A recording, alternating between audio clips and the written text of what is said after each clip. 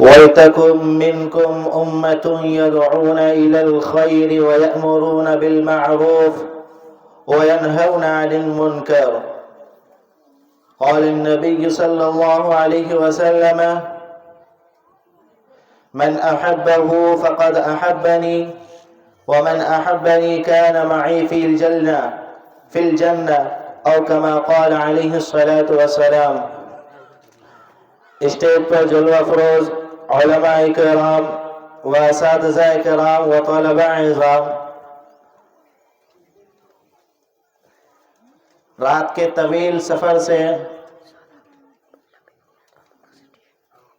زیادہ لمبی سفر سے مسافت طے کرتے ہوئے رات کو ہم آپ کے دربار میں حاضر ہوئے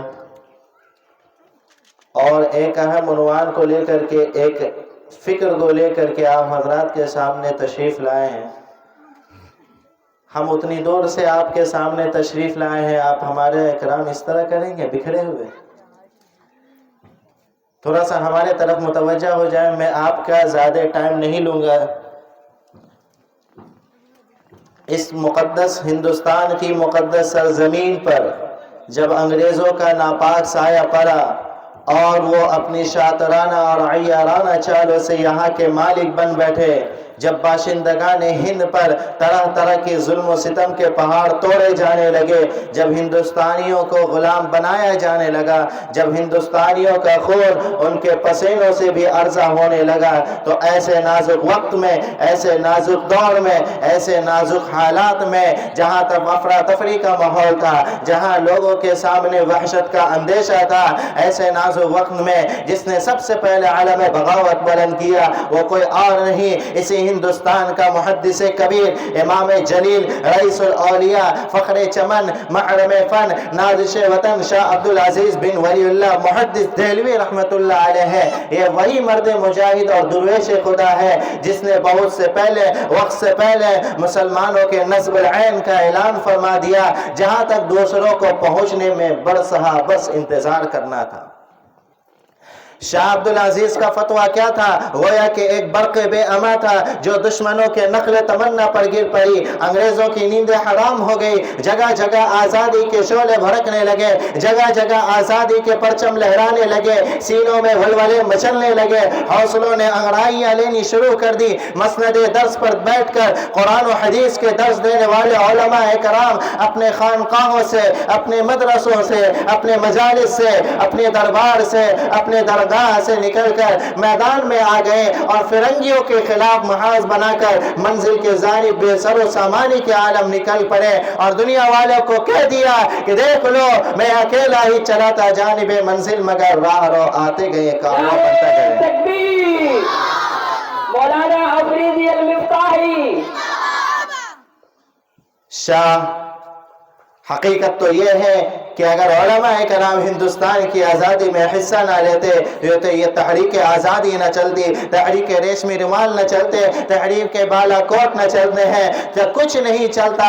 حقیقت تو یہ ہے کہ علماء کرام نے جو حصہ لیا ہے، دو محاذ بنائے گئے سن 1857 کے اوپر جب علماء کرام کو شہید کیا گیا، اس وقت دو محاذ بنا گئے، ایک امبالہ میں جس کی قیادت حضرت مولانا جعفر تھانیسی رحمت اللہ علیہ کے پاس تھی، دوسری قیادت شاملی میں جس کی قیادت کرنے والے حضرت حاجی امداد اللہ مہاجر مکی رحمت اللہ علیہ تھے. ان 2 سال میں اور یہ سن 1857 کی جو یہ 2 محاذ بنائے گئے تھے، اس میں بہت سے لوگ زخمی ہوئے. اسی میں حضرت مولانا قاسم ناروتوی رحمت اللہ علیہ زخمی ہوئے، اسی میں حضرت مولانا اشرف علی گنگوئی رحمت اللہ علیہ زخمی ہوئے، اسی محاذ میں حضرت حافظ ضامن شہید ہوئے. بہت سے علماء کرام کو تختے دار پر لٹکا دیا گیا. 1861 سے لے کر 1864 یہ 3 سال کے اندر 3 لاکھ قرآن کے نسخوں کو جلا دیا گیا.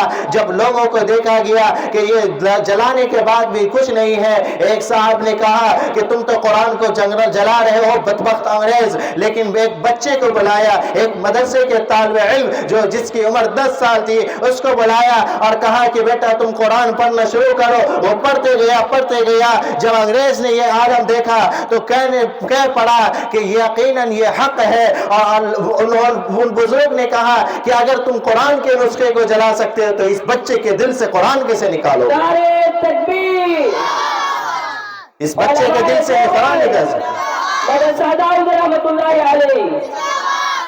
इस बच्चे के दिल से कुरान को तुम किस तरह निकाल सकते हो? कुरान के नुस्खे को तुम जला सकते हो। सन 1864 से लेकर फिर अंग्रेज ने कहा 1864 से लेकर सन 1867 तक, ये 3 साल के अंदर 14,000 उलमाए कराम को तख्तेदार पर लटका दिया। ये मैं अपनी तरफ से बातें नहीं कर रहा हूँ, ये उस वक्त का अंग्रेज मिस्टर एडवर्ड टॉमसन, ये याद रख लो इस नाम को, मिस्टर एडवर्ड टॉमसन अपनी याददाश्त में लिखता है कि सन 1864 से लेकर सन 1867 तक ये 3 साल हमारे हिंदुस्तान के मुसलमानों के लिए बहुत अलमनाक साल है। इन 3 सालों के अंदर 14,000 उलमाए कराम को तख्तेदार में लटका दिया। टॉमसन कहता है दिल्ली की चांदनी चौक से लेकर खैबर तक कोई ऐसा दरख्त ना था जिस पर उलमाए कराम की गर्दनें ना लटकी हुई हो। टॉमसन कहता है उलमाए कराम को सुअरों के खालों में लपेट करके, फांसी के फंदों में लपेट करके उसको डाल दिया जाता था। टॉमसन कहता है उलमाए कराम को तलते हुए और जलते हुए अंगारों पर, तन्नूरों पर डाल दिया जाता है। और टॉमसन कहता है दिल्ली में जब मैं अपने खेमा में गया तो मुझे मुर्दार की बदबू महसूस हुई। मैं पीछे गया तो देख रहा हूँ 40 उलमाए कराम को तख्तेदार पे लटका दिया और 40 उलमाए कराम को और खड़ा किया और कहा कि कह दो कि हम सन 1857 की जंग आजादी में शरीक नहीं थे, अभी तुम्हें मैं रिहा कर दूंगा। वो कहने लगे जादी दी हुई उसी की है, हक तो ये है कि हक अदा ना हो सका। उन 40 उलमाए कराम हमारे सामने, मेरे पैदा करने वाले की कसम, मुझे खिलाने वाले की कसम, मुझे पिलाने वाले की कसम, मुझे दुनिया के अंदर वजूद बख्शने वाले की कसम, वो तमाम के तमाम उलमाए कराम अल्लाह के राह में कुर्बान हो गए, लेकिन किसी ने भी सर नहीं झुकाया। हमसे कहते हैं ये वफादारी का सबूत मांगते हैं, जादी दी हुई तो उसी की है। ये हमसे पूछते हैं कि तुम सबूत दो कि तुम किस चीज से हो, तुम हिंदुस्तानी हो कि पाकिस्तानी, ये हमसे सबूत मांगते हैं।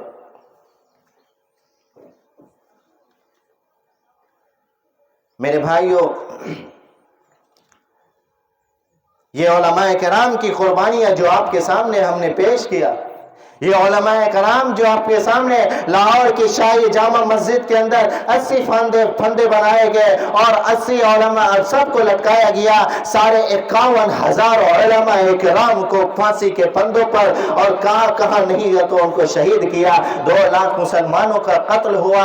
यही सन 1857 की जंग आज़ादी के अंदर इतने कुर्बानियों के बाद हिंदुस्तान के अंदर आज हम चल रहे हैं, सुकून पा रहे हैं। इसलिए मैं कहना चाहता हूँ आज के मौजूदा वक्त के दज्जालों से, शैतान के चेलों से, खबीस के औलादों से, इब्लीस के पालतू कुत्तों से अगर अल्लाह ने वक्ती तौर पर तुम्हें हुकूमत दी, अगर अल्लाह ने वक्ती तौर पर तुम्हें कुर्सी अता की है तो इस कुर्सियों का नाजायज फायदा मत उठाओ। इन कुर्सियों को लोगों में लड़ाने की काम मत करो। हिंदू मंदिर मस्जिद के नाम पर इनको लड़ाने की कोशिश मत करो, वरना एक बात याद रखना, यदा यदा ही धर्म सकनारी भवति भारत अभ्युत्थानम धर्म सततात्मानम धर्म के नाम पर अगर तुमने लोगों को लड़ाया, धर्म के नाम पर अगर लोगों के बीच में नफरत की दीवारें खड़ी की, तो जिस तरीके से तुम्हारे कहने के मुताबिक, तुम्हारे ग्रंथों के मुताबिक, जिस तरीके से रावण को मिटाने के लिए ईश्वर खुद इस धरती पर आया था, तुम्हारे ग्रंथों के हवाले से मैं कहना चाहता हूँ बेटी बचाओ बेटी पढ़ाओ के नाम पर जुमलेबाजी मत करो।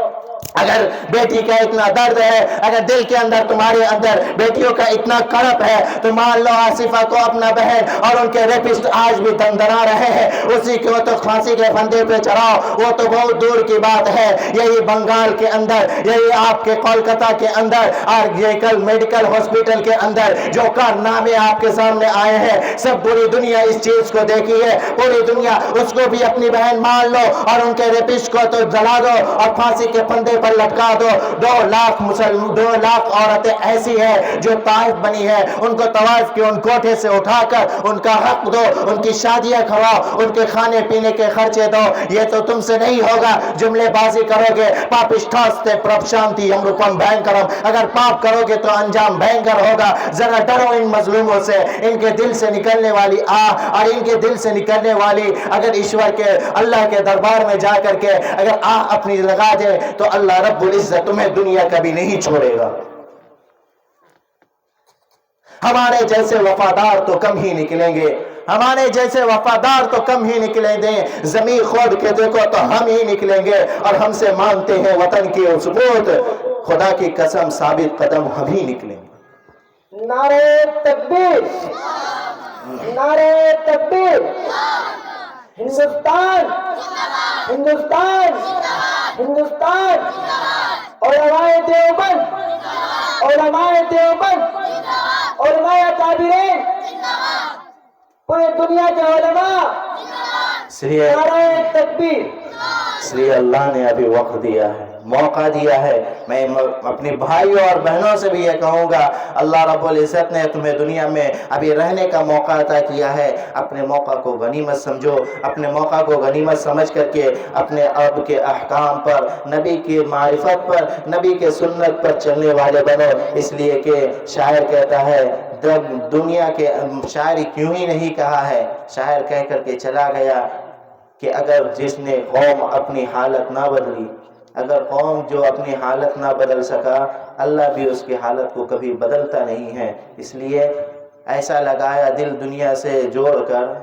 ہمارے دنیا کے انسانوں کا حال یہی ہے, مسلمانوں کا اکثر یہی حالت ہے, خالی کھانا اور پینا اور سونا, یہی حالت ہو گیا ہے. اس لیے دنیا آج آگے بھاگ رہی ہے اور غیر قوم ہمارے سے اوپر تانا شاہی کی ہوئی ہے. ہم نے اپنے آپ کو اللہ کے لیے نہیں قربان کیا, اللہ کے لیے کھڑا نہیں کیا. وہ لوگ, وہ اس وقت کے لوگ تھے جنہوں نے لگا کر آباد ہو گئے. آج ہم لوگ کیا ہے, گھٹا کر کے برباد ہوتے جا رہے ہیں.